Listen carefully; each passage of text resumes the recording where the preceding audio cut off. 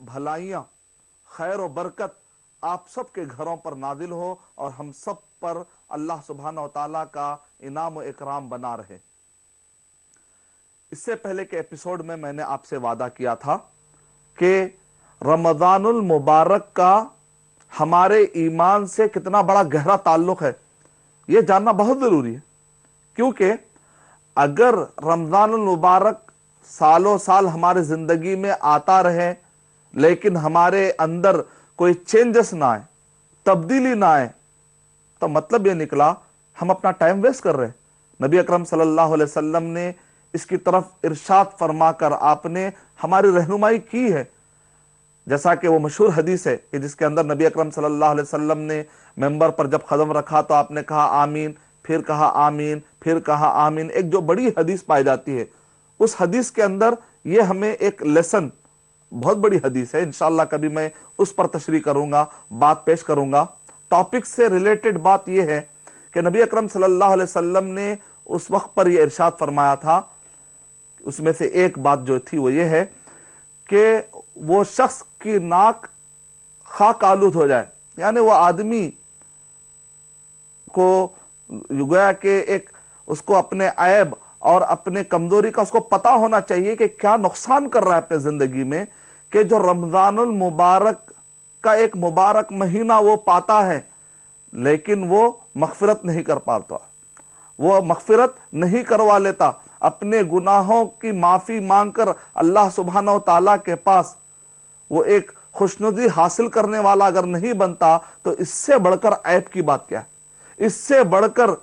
بری بات کیا ہے کہ اتنا بہترین مہینہ ملا لیکن وہ اپنے آپ کو چینج نہیں کر سکا۔ تو رمضان المبارک کا مہینہ آتا ہے تو ایسے وقت پر ہمارے اندر جو بھی برائیاں پیدا ہو جاتی ہیں اس کو نکالنے کے لیے اور اپنے آپ کو اچھے سے اچھا بنانے کے لیے، دنیا اور آخرت میں اچھے سے اچھا بنانے کے لیے، اسلام کے بتلائے ہوئے طریقے کے مطابق اپنے آپ کو ڈھال لینے کے لیے ایک بہترین موقع ہے کہ اپنے آپ کو آدمی ٹریننگ دے لے اور اللہ سبحانہ و تعالیٰ کو خوش کر لے۔ اب رمضان مبارک کا مہینہ آتا ہے لیکن ایک آدمی کو احساس ہی نہ ہو کہ چینجز کیا آنے چاہیے، جیسا کہ نبی اکرم صلی اللہ علیہ وسلم نے ارشاد فرمایا کہ ان الایمان لا یخلق کما یخلق الثوب، کہ جس طریقے سے کپڑا پرانا پڑ جاتا ہے اسی طریقے سے بندے کا جو ایمان ہے وہ ایمان کے اندر بھی کمزوری آنے لگتی ہے۔ اسی لیے آپ نے فرمایا فجددوا ایمانکم او کما قال علیہ الصلوۃ والسلام، تو لہذا تم اپنے ایمان کے اندر تجدید ایمان، یعنی کہ اپنے ایمان کو بڑھانے کی فکر کرنی چاہیے۔ یہی وجہ ہے کہ صحابہ اکرام جب بھی آپس میں ملتے تھے تو کہتے تھے تعالو نزداد علما، تعالو نزداد ایمانا، آؤ ذرا ہم علم کی بات کریں، آؤ ہم سچائی کی بات کریں، اسلام کی بات کریں، دین اسلام اور اس کے تعلیمات کی بات کریں تاکہ ہمارا ایمان بڑھ جائے۔ اور اسی طریقے سے ایک صحابی نے یہاں تک کہہ دیا، اگر آپ صحیح مسلم پڑھتے ہیں کتاب الایمان کے اندر، اور اسی طریقے سے علامہ ابن تیمیہ رحمۃ اللہ علیہ کی جو کتاب ہے کتاب الایمان کے اندر ایک صحابی کا یہ قول نقل ہے کہ بعض اوقات ایمان اتنا بڑھتا ہے کہ وہ بلند پہاڑیوں کی طرح نظر آتا ہے، اور بڑے بڑے پہاڑ جیسے ہو جاتے ہیں، کبھی ایمان کی کیفیت ایسی ہو جاتی ہے، اور کبھی ایمان اتنا کمزور پڑنا شروع ہوتا ہے، جیسے الایمان یزید و ینقص کہا گیا کہ ایمان بڑھتا بھی ہے اور گھٹتا بھی ہے، اتنا کمزور بھی ہو جاتا ہے کہ مکھی کی طرح ہو جاتا ہے۔ لہذا ایک ایسا موقع ہونا چاہیے، ایک ایسا ماحول ہونا چاہیے کہ جہاں پر ایک انسان کو بار بار یہ موقع ملے، بار بار اس کو یہ موقع سے فائدہ اٹھانے کا اس کو یہ اوسر ملے، اس کو یہ ٹائم ملے،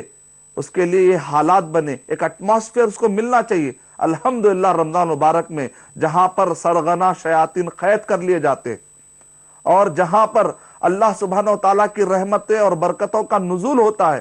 ایک ایسا ماحول بن جاتا ہے کہ جہاں پر انسان کے لیے یہ چیز ممکن ہو جاتی ہے کہ وہ اپنے ایمان کو بڑھا لے۔ جب ایمان کو بڑھانے کی بات آ رہی ہے تو ایسے وقت پر میں چاہوں گا کہ آپ کو میں نے جو وعدہ کیا تھا گزشتہ ایپیسوڈ میں وہ یہ ہے کہ آدمی کو یہ سوچنا چاہیے کہ ایمان کے جو 6 ارکان ہیں، اسلام کے 5 ارکان ہیں، ایمان کے 6 ارکان ہیں۔ جب آپ حدیث جبرائیل پڑھتے ہیں صحیح بخاری کے اندر بھی کتاب الایمان میں اور صحیح مسلم کے اندر بھی کتاب الایمان میں بڑے ڈیٹیل کے ساتھ یہ باتیں ہمیں ملتی ہیں۔ کتاب الایمان صحیح مسلم حدیث نمبر 7 سے اگر آپ پڑھتے چلے جائیں گے تو حدیث جبرائیل مشہور ہے، جہاں پر نبی اکرم صلی اللہ علیہ وسلم نے خود تشریف فرمائی کہ مل اسلام کہا تو آپ نے اسلام کے 5 ارکان کا ذکر کیا، مل ایمان کہا تو کہا ان تؤمن باللہ وملائکتہ وکتبہ ورسلہ والیوم الآخر والقدر خیرہ وشرہ، یعنی 6 ارکان ہوئے۔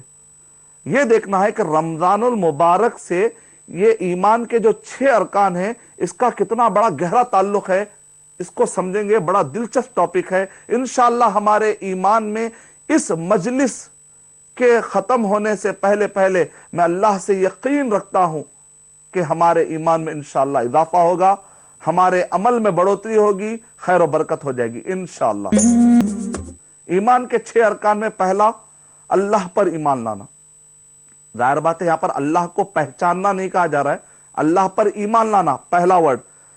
امام ابو حنیفہ رحمت اللہ علیہ فرماتے ہیں جس شخص نے یہ کہا کہ معرفت میرے لئے کافی ہے، معرفت یعنی کہ اللہ کی پہچان، معرفت یعنی کہ اللہ کی پہچان، جس شخص نے یہ کہا کہ معرفت میرے لئے کافی، اللہ کی پہچان کافی ہے، اس نے اسلام کو سمجھا ہی نہیں۔ معرفت کے ساتھ، اللہ کی پہچان کے ساتھ ساتھ اللہ کے باتوں کی تصدیق بھی کرنا ضروری ہے، اس کو ایمان کہتے ہیں۔ ایمان کا مطلب یہ نہیں کہ صرف اللہ کو آپ جان لیے، اسلام کو آپ نے جان لیا، نہیں، اسلام کے بتلائے ہوئے طریقے کے مطابق تصدیق کرنا، اس کو ماننا اور اس کو فالو کرنا۔ اللہ سبحانہ و تعالیٰ کو صرف جان لینا کافی نہیں ہے، بلکہ اللہ سبحانہ و تعالیٰ کے بتلائے ہوئے چیزوں کو ماننا اور اس کو اس کے مطابق زندگی گزارنا، یہ ہوتا ہے اصل ایمان۔ اگر صرف ایمان کا معنی جاننا رکھ لیا جائے تو امام ابو حنیفہ رحمت اللہ علیہ ارشاد فرما رہے ہیں تب تو ابلیس بڑا مومن ہو گیا، کیونکہ ابلیس اللہ کو جانتا تھا، ابلیس کو اللہ کی معرفت تھی۔ سورہ اعراف سورہ نمبر 7 کے آیت نمبر 13، 14، 15 میں اگر آپ پڑھتے ہیں تو ابلیس اپنے رب سے دعا کر رہا ہے، اللہ سے دعا کر رہا ہے، ربی انذرنی الی یوم یبعثون، یعنی ابلیس بھی ڈائریکٹ کس سے مانگ رہا ہے؟ اللہ تعالیٰ سے مانگ رہا ہے۔ اور ابلیس اتنا گنہگار ہونے کے باوجود بھی وہ اللہ تعالیٰ سے مانگ رہا ہے۔ ہم میں کئی ایسے لوگ ہیں جو ڈائریکٹ اللہ تعالیٰ سے نہیں مانگتے اور کہتے ہیں ہم اس لیے اللہ تعالیٰ سے ڈائریکٹ نہیں مانگتے کیونکہ ہم بہت بڑے گنہگار ہیں، لہذا ہم نیک لوگ جو اللہ تعالیٰ ان کی بات سنتے ہیں، ایسا ایک کانسیپٹ بیٹھا ہوا ہے، ڈائریکٹ اللہ تعالیٰ سے نہیں مانگتے، جبکہ ابلیس ڈائریکٹ اللہ تعالیٰ سے یہاں پر مانگ رہا ہے۔ اور لوگ کہتے ہیں ہم اتنے گنہگار ہیں کہ اللہ تعالیٰ ہماری بات نہیں سنتا، اس وجہ سے ہم اللہ تعالیٰ سے ڈائریکٹ نہیں مانگ رہے، کہتے کئی لوگ۔ کیا آپ ابلیس سے بھی بڑا گناہ کر لیا؟ آخر ایسا کون سا گناہ آپ نے کر لیا جو ابلیس سے بھی بڑا ہے؟ ابلیس تو اللہ تعالیٰ سے دعا کر رہا ہے اور اللہ تعالیٰ نے ابلیس کی دعا بھی قبول کر لی۔ آدم علیہ السلام کا انتقال ہو گیا، لیکن ابلیس آج بھی زندہ ہے۔ کیوں؟ اس لیے کہ اس نے دعا کی ربی انذرنی الی یوم یبعثون، تو اللہ تعالیٰ نے فرمایا کہ جا، میں نے تجھے مہلت دی، الی یوم الوقت المعلوم، ایک وقت مقررہ تک میں نے تجھے مہلت دی ہے، تجھے زندہ رکھا جائے گا۔ یعنی کہ ابلیس دعا مانگ رہا ہے تو قبول ہو رہی ہے، یعنی مطلب ہے کہ ابلیس کو اللہ کی معرفت تھی، پہچان تھی، لیکن اللہ تعالیٰ نے جب اس سے کہا کہ تم سجدہ کرو آدم علیہ السلام کو، تو ابلیس تکبر میں آ گیا۔ اگر ایک مرتبہ ابلیس اللہ کی بات نہیں مانتا تو ابلیس کا حال یہ ہے، ہم اپنے زندگیوں میں اللہ تعالیٰ کی کتنی باتیں نہیں مان رہے ہیں۔ وہ ایک سجدہ نہیں کیا تو اس کا حال یہ ہوا، ہم نماز نہیں پڑھتے، ہم سجدے نہیں کرتے اللہ سبحانہ و تعالیٰ کے لیے، ہم روزے اگر نہیں رکھیں گے، رمضان مبارک کے مہینے میں بھی اگر ہم اللہ کی بات نہیں مانیں گے تو پھر ہمارے میں اور ابلیس میں کیا فرق ہو جائے گا؟ تو لہذا امام ابو حنیفہ رحمت اللہ علیہ کے جملے کی جو حکمت ہے وہ بڑی اچھی طریقے سے ہمیں سمجھ میں آ جاتی ہے کہ کہا کہ صرف معرفت کافی نہیں ہے، میں اللہ کو جانتا ہوں، میں اللہ کو پہچانتا ہوں، اللہ کی معرفت میرے پاس ہے، نہیں، آپ کو تصدیق بھی ضروری ہے۔ ایمان کا مطلب ہی ہوتا ہے تصدیق، مان لینا، اس کے مطابق عمل کرنا، اللہ اور اس کے رسول صلی اللہ علیہ وسلم کے بتلائے ہوئے طریقے کے مطابق مان کر عمل کرنا، یہ سب ایمان کا حصہ بتایا گیا۔ الایمان قول و عمل، امام بخاری رحمۃ اللہ علیہ نے باب بھی باندھا ہے۔ ان شارٹ اس سے ہمیں پتا چلا کہ رمضان المبارک کا ایمان سے بڑا گہرا تعلق ہے، کیونکہ بندہ جب رمضان المبارک میں روزہ رکھتا ہے تو کیوں؟ مرضی سے نہیں کہ اس کو بھوکا رہنے کی خواہش ہے، کیونکہ اللہ تعالیٰ نے اس کو کہا ہے کہ روزہ رکھنے کے لیے۔ بچے بھی رکھتے ہیں، بوڑھے بھی رکھتے ہیں، بڑے بھی رکھتے ہیں، مرد بھی رکھتے ہیں، خواتین بھی رکھتے ہیں۔ اس میں کیا پوائنٹ مل رہا ہے؟ اس میں پوائنٹ یہ مل رہا ہے کہ اللہ تو نے مجھے حکم دیا ہے فمن شہد منکم الشہر فلیصم، کہ جو کوئی اس مہینوں کو پالے اس کو روزہ رکھنا چاہیے۔ وہاں پر حکم ہوا، یہاں پر بندہ کہتا ہے میں روزہ رکھتا ہوں، سحری کے ٹائم پر کھانے کی خواہش نہیں ہے، لیکن اللہ تعالیٰ نے کہا کہ محمد صلی اللہ علیہ وسلم کی اطاعت کر لو، ان کی اطاعت کرو گے تو میری اطاعت سمجھی جائے گی۔ سحری کے ٹائم میں کھانے کی خواہش نہیں ہوتی ہے، لیکن نبی اکرم صلی اللہ علیہ وسلم نے فرمایا تسحروا، تم سحری کر لیا کرو، فإن فی السحور برکۃ، کما قال علیہ الصلوۃ والسلام، کیونکہ سحری میں برکت ہے۔ اگرچہ کہ ہماری خواہش نہ بھی ہو تب بھی ہم کیا کرتے ہیں؟ سحری کرتے ہیں۔ اس کا مطلب نکلا کہ ہم بات مان رہے ہیں، اس کو کہتے ہیں بات ماننا، اس کو کہتے ہیں کہ یہ بندے کے اندر ایمان ہے، صرف اللہ تعالیٰ کو پہچان کے گھر میں بیٹھا ہوا نہیں ہے بلکہ حکم کی تعمیل بھی کر رہا ہے، دن میں بھوکا رہ رہا ہے، پھر افطار کے ٹائم پہ ہو سکتا اسے بھوک نہ لگے، ہو سکتا اس کو افطار کی خواہش نہ ہو، پھر بھی بندہ کیا کرتا؟ نہیں، نبی اکرم صلی اللہ علیہ وسلم نے ارشاد فرمایا کہ میری امت اس وقت تک خیر پر رہے گی جب وہ افطار کرنے میں جلدی کرے گی، یعنی ٹائم سے پہلے افطار نہیں کریں گے لیکن ٹائم ہوتے ہی افطار کر لینا چاہیے، خواہ مخواہ کے ڈیلے بھی نہیں کرنا چاہیے۔ تو یہاں پر جو افطار جو بندہ کر رہا ہے، ہو سکتا ہے کہ اس کو پیاس نہیں لگی، لیکن نبی اکرم صلی اللہ علیہ وسلم کا حکم ہے، نبی اکرم صلی اللہ علیہ وسلم کی بات ماننے میں اللہ سبحانہ تعالیٰ کی بات ماننا ہے۔ اگر تم رسول اللہ صلی اللہ علیہ وسلم کی اطاعت کرو گے تو گویا کہ تم کس کی اطاعت کر رہے ہو؟ اللہ سبحانہ تعالیٰ کی اطاعت کر رہے ہو۔ یہ جو ایمان، اللہ پر ایمان لانے کا مطلب یہاں پر جو کلیئر ہو رہا ہے، اس سے آپ نے اندازہ لگا لیا ہوگا کہ رمضان المبارک کا ایمان سے بڑا گہرا تعلق ہے۔ ایمان رہے گا تو بندہ صحیح عبادت بھی کرے گا، اگر ایمان کمزور رہے گا تو اس کی عبادت میں بھی اثر پڑے گا، زندگی کے ہر کام میں اثر پڑے گا۔ اگر ایمان مضبوط رہے گا تو زندگی کے ہر فیصلے اس کے اللہ اور اس کے رسول صلی اللہ علیہ وسلم کے بتلائے ہوئے طریقے کے مطابق ہوں گے۔ یہ ہے اسلام کا پہلا رکن، اللہ پر ایمان لانا۔ آمنت باللہ و ملائکتہ، فرشتوں پر ایمان لانا۔ ظاہر بات ہے کہ فرشتوں کے بارے میں تو قرآن مجید میں اللہ سبحانہ وتعالیٰ نے سورہ قدر، جو قرآن مجید کا ایک چھوٹی سی سورت ہے، یعنی ایک اچھی سورت ہے، اس کے اندر اللہ سبحانہ وتعالیٰ نے کیا ارشاد فرمایا؟ انا انزلناہ فی لیلۃ القدر وما ادراک ما لیلۃ القدر لیلۃ القدر خیر من الف شہر تنزل الملائکۃ والروح۔ یعنی لیلۃ القدر کیا ہے؟ اللہ سبحانہ تعالیٰ کہہ رہے ہیں کہ لیلۃ القدر یعنی قدر کی رات، رمضان المبارک میں لیلۃ القدر ہوتی ہے تو سب کو معلوم ہی ہے، اور لیلۃ القدر میں کیا ہوتا ہے؟ تنزل الملائکۃ والروح، یعنی کہ فرشتے بھی نازل ہوتے ہیں، جبرائیل الصلاۃ والسلام بھی نازل ہوتے ہیں۔ رمضان المبارک میں لیلۃ القدر اور لیلۃ القدر میں فرشتوں کا اندازہ لگائیے کہ ایمان کا جو دوسرا رکن ہے، ہم غیب پر ایمان لاتے، ہم انسین جو اللہ سبحانہ تعالیٰ نے کہہ دیا ہے اگرچہ کہ ہم کو نظر نہیں آتا، قرآن مجید میں کہا گیا کہ فرشتوں پر ایمان لاؤ، تو ہم کہتے ہیں کہ اللہ تعالیٰ نے فرشتوں کی لا تعداد، جتنی بھی اللہ تعالیٰ نے تعداد جو اللہ تعالیٰ بہتر جانتے ہیں، ان سب پر ایمان لاتے ہیں۔ وہ اگرچہ کہ نظر نہیں آ رہے لیکن قرآن مجید میں ذکر ہے، اور یہاں پر یہ ذکر ہے کہ یہ لیلۃ القدر میں اترتے ہیں، اس پر بھی ہم ایمان لاتے ہیں۔ مطلب یہ نکلا کہ ایمان کا دوسرا رکن فرشتوں پر ایمان لانا۔ آمنت باللہ و ملائکتہ و کتبہ، اور اللہ کی کتابوں پر ایمان لانا۔ جب تورات نازل ہوئی تو اس وقت پر رمضان مبارک کا مہینہ تھا اور وہ پہلا دہا تھا، رمضان مبارک کا پہلا دہا تھا۔ دہا مطلب پہلے کے 10 دن، پہلا دہا، دوسرا دہا، تیسرا دہا، پہلے کے 10 دن میں نازل ہوئی۔ جس وقت پر نازل ہوئی پہلا دہا تھا، اور جس وقت پر انجیل اور زبور اور انجیل نازل ہوئی اس وقت پر وہ رمضان مبارک کا دوسرا دہا چل رہا تھا۔ قرآن مجید نازل ہوا تو سب لوگ جانتے ہیں وہ رمضان مبارک کا پہلا دہا نہیں تھا، وہ رمضان مبارک کا دوسرا دہا نہیں تھا، وہ رمضان مبارک کا تیسرا دہا تھا، کیونکہ لیلۃ القدر ظاہر بات ہے آخری دہا میں نبی اکرم صلی اللہ علیہ وسلم نے کیا ارشاد فرمایا؟ تحروا لیلۃ القدر فی وتر من لیالی العشر، کما قال علیہ الصلوۃ والسلام، یعنی رمضان مبارک کے آخری دہے میں اس کے وطر میں 21،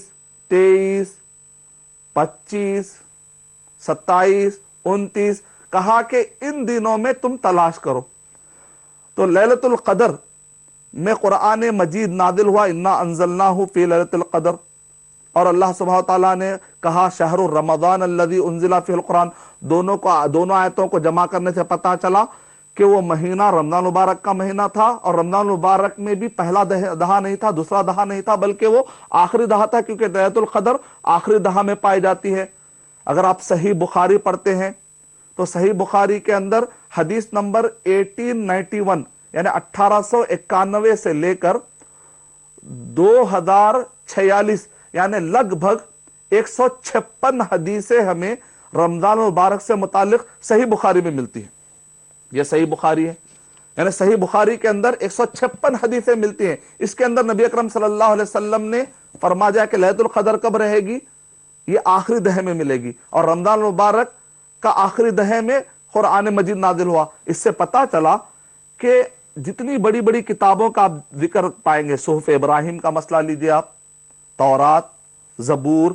انجیل، صحف ابراہیم اور قرآن مجید، یہ سب کے سب اللہ سبحانہ و تعالیٰ نے ان کو اتارنے کا فیصلہ اللہ سبحانہ و تعالیٰ نے لیا، کہا رمضان مبارک کے مہینے کا اللہ تعالیٰ نے انتخاب فرمایا۔ اندازہ لگائیے کتنی اہمیت ہے اس مہینے کی، کتنی بابرکت ساعتیں ہوں گی، کتنا بہترین وقت ہوگا کہ اللہ کا کلام آسمان سے اتر رہا ہے، اللہ سبحانہ و تعالیٰ کا کلام دنیا میں آ رہا ہے۔ آمنت باللہ و ملائکتہ و کتبہ و رسولہ، ظاہر بات ہے یہی وہ مہینہ ہے جب اقرا، جو پہلی وحی جو نبی اکرم صلی اللہ علیہ وسلم کو ملی وہ تھی اقرا، اور جیسے ہی اقرا نازل ہوئی نبی اکرم صلی اللہ علیہ وسلم کی نبوت بھی شروع ہو گئی۔ اس سے پہلے آپ نبی نہیں تھے، 40 سال تک آپ نبی نہیں بنائے گئے، لیکن 40 سال ہونے کے بعد جیسے ہی پہلی وحی آئی آپ نبی بنائے گئے۔ اس کا مطلب نکلا کہ رمضان مبارک میں ہی رسول محمد مصطفیٰ صلی اللہ علیہ وسلم رسول کے عہدے پر، نبی کے عہدے پر منتخب کیے گئے۔ اب آپ کے بعد کوئی بھی نبی اور رسول آنے والے نہیں ہیں۔ قرآن مجید جب محفوظ ہے تو کسی اور نبی کی ضرورت ہی کیا ہے؟ حضرت محمد مصطفیٰ صلی اللہ علیہ وسلم خاتم النبیین ہیں۔ رمضان مبارک سے بڑا گہرا تعلق ہو گیا رسولوں کا بھی، وہ نبی اور رسول بنائے جا رہے ہیں تو رمضان مبارک کے مہینے میں۔ اللہ پر ایمان لانا، فرشتوں پر ایمان لانا، اللہ کی کتابوں پر ایمان لانا، اور اللہ سبحانہ و تعالیٰ نے جو رسول اور نبیوں کا سلسلہ جاری کیا ہے ان سب پر ایمان لانا۔ یہ اگرچہ کہ کب جاری کیا، کیسے جاری کیا، یہ سب چیزیں غیب ہے، لیکن یہی تو ہمارا ٹیسٹ ہے کہ آخر ہم مانتے ہیں یا نہیں مانتے۔ الذین یؤمنون بالغیب ذالک الکتاب لا ریب فیہ ھدی للمتقین الذین یؤمنون بالغیب، جو غیب پر ایمان لاتے ہیں۔ انشاءاللہ میں ایک ٹاپک اس بارے میں بھی انشاءاللہ لوں گا کہ کیسے آپ ثابت کریں گے سائنٹیفکلی کہ اللہ تعالی موجود ہے، اور یہ کیسے ثابت کریں گے کہ یہ قرآن مجید اللہ سبحانہ و تعالیٰ کی کتاب ہے، کسی انسان کی نہیں ہے۔ نتیجے میں سارے جتنے بھی چیزیں ہیں وہ خود بخود ثابت ہو جائیں گی۔ سائنٹیفکلی آپ کیسے اس کو پروف کریں گے، اس بارے میں انشاءاللہ ایک الگ ایپیسوڈ میں بتاؤں گا، تاکہ آپ کو یہ ساری باتیں جو میں آپ کو بتلا رہا ہوں انشاءاللہ وہ بھی سمجھ میں آ جائیں گی۔ ابھی میں نے آپ کو جو باتیں بتائی، اللہ پر ایمان لانا اور فرشتوں پر ایمان لانا، کتابوں پر ایمان لانا، رسولوں پر ایمان لانا، یہ 4 چیزیں ثابت ہو گئی کہ رمضان مبارک سے ان کا بڑا گہرا تعلق ہے۔ اب آئیے 5واں رکن، جو ایمان کا 5واں رکن ہے، آخرت پر ایمان لانا۔ بندہ روزہ کیوں رکھتا ہے؟ تاکہ اللہ سبحانہ و تعالیٰ کے بتلائے ہوئے طریقے کے مطابق اگر وہ چلے گا تو اللہ خوش ہو جائے گا۔ فَمَن يَعْمَلْ مِثْقَالَ ذَرَّةٍ خَيْرًا يَرَهُ وَمَن يَعْمَلْ مِثْقَالَ ذَرَّةٍ شَرًّا يَرَهُ، ذرہ برابر بھی اگر کوئی نیکی کرے گا تو وہ دیکھ لے گا۔ قیامت کے دن اللہ سبحانہ و تعالیٰ اس کو وہ نیکی جب ترازو میں نام اعمال پلڑوں میں رکھے جائیں گے تو اس وقت پر کہا فَأَمَّا مَنْ ثَقُلَتْ مَوَازِينُهُ فَهُوَ فِي عِيشَةٍ رَاضِيَةٍ، نیکیوں سے جس کا پلڑا جھک جائے گا، بھاری ہوگا، جھک جائے گا، تو اس کی زندگی اچھی رہے گی، جنت میں جائے گا۔ وَأَمَّا مَنْ خَفَّتْ مَوَازِينُهُ، لیکن جس کا پلڑا خالی رہا، ہلکا رہا، نیکیاں ہی نہیں، اما من خفت موازینہ، تو اس کا کیا حشر ہو جائے گا؟ فامہ ہاویہ وما ادراک ما ہی نار حامیہ۔ یعنی ہم پورے کے پورے فیوچر پلاننگ، ہمارے لوگ کہتے ہیں میں فیوچر میں کیا کروں گا، تو کوئی کہتا ہے میں کار خریدوں گا، کوئی کہتا ہے کہ میں بنگلہ خریدوں گا، میں اپنے بچے کی شادی کروں گا۔ یہ انکمپلیٹ فیوچر پلاننگ ہوئی ہے۔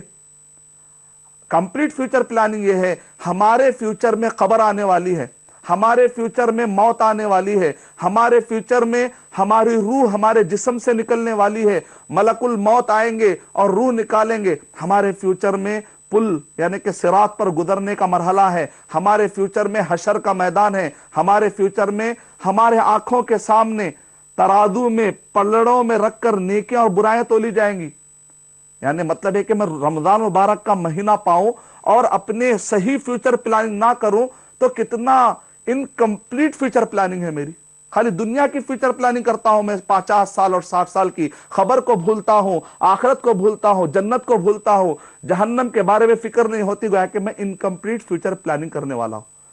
اور اس سے ثابت ہوا کہ ہم یہ سارے روزے کیوں رکھتے ہیں، عبادتیں کیوں کرتے ہیں، تاکہ آخرت میں ہم کو انشاءاللہ جنت مل جائے، اللہ تعالیٰ خوش ہو کر ہمیں جنت انعام میں دے دے۔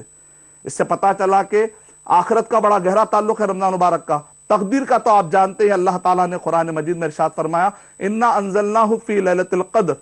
ہم نے تقدیر کی رات میں قرآن مجید کو نازل کیا۔ یہ تقدیر کے رات میں سورہ دخان نمبر 44 کی آیت نمبر 3-4 میں اللہ تعالیٰ نے ارشاد فرمایا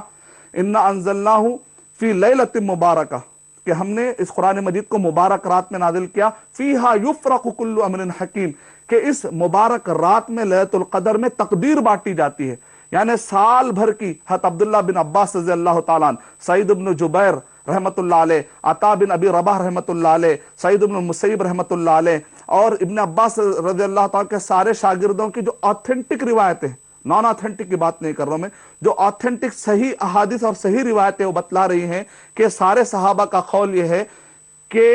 لیلۃ القدر میں اعلان کیا جاتا ہے کہ آنے والے سال یہ کون رہ جائے گا، کون مر جائے گا، کون پیدا ہوگا، یہ سارے جو فیصلے تقدیر کے ہوتے ہیں وہ لیلۃ القدر میں ہوتے اور رمضان مبارک میں۔ یعنی رمضان مبارک کا ایمان کے 6 ارکان سے بڑا گہرا تعلق ہے۔ انشاءاللہ میں آپ کو نیکسٹ ایپیسوڈ میں یہ بتاؤں گا